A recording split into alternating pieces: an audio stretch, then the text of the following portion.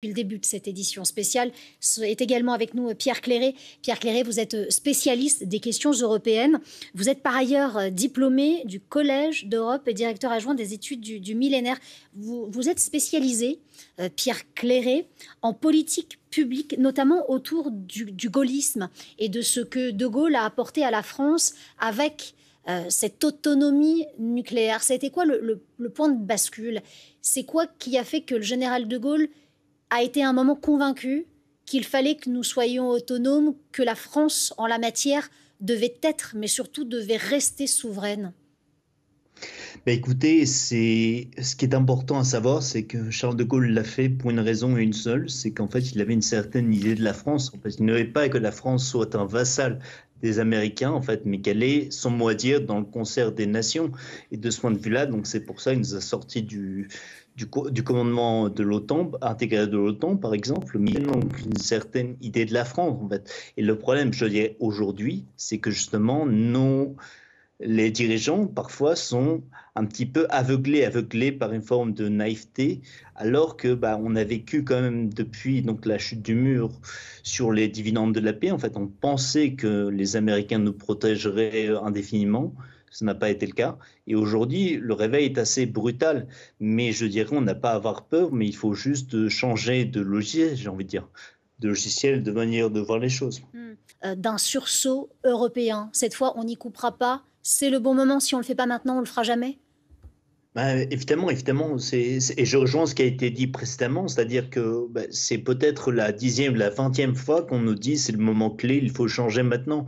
On nous le promet beaucoup. Il y a beaucoup de paroles assez fortes. On nous promet l'autonomie stratégique, on nous promet une économie de guerre, mais rien n'est fait en fait. Il y a des paroles, mais il n'y a pas d'actes. Et le problème, c'est qu'aujourd'hui, on a reculé, reculé, reculé. Et aujourd'hui, on est face à un mur et il va falloir évidemment donc changer notre état d'esprit et donc prendre en compte le fait que le monde du multilatéralisme, le monde du bien contre le mal, en fait, le monde du parapluie américain qui s'occupe de notre défense est terminé. Et dans ces cas-là, il va falloir qu'on prenne ça en compte. Et donc, dans ces cas-là, il faut qu'on ait une consolidation de la défense. Il ne faut pas quitter l'OTAN. Il ne faut pas se montrer, réagir à chaud, en fait, se dire ouais, Trump, c'est un méchant, il n'a pas fait les bonnes choses. En fait, on n'est pas dans une relation amoureuse. Il ne faut pas donc casser tous les ponts, mais il faut justement être pragmatique et par exemple, imposer un pivot européen dans l'OTAN, en fait.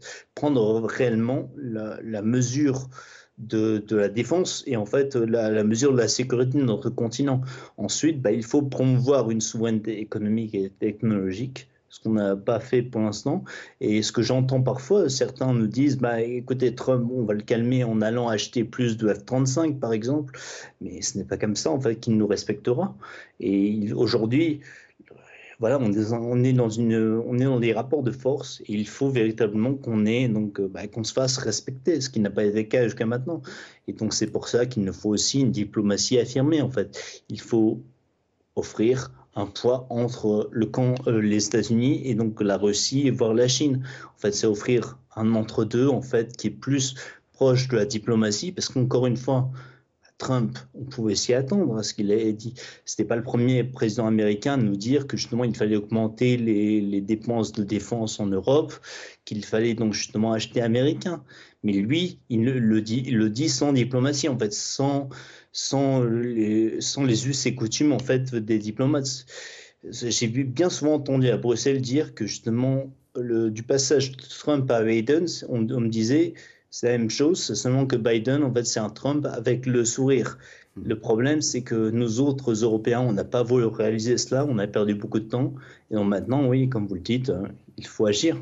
Avant qu'on aille sur la question, si vous le permettez, Pierre Claret, aujourd'hui, on en a l'envie, parce que c'est important aussi pour pouvoir apporter ce soutien et cette énergie, avec de la consistance.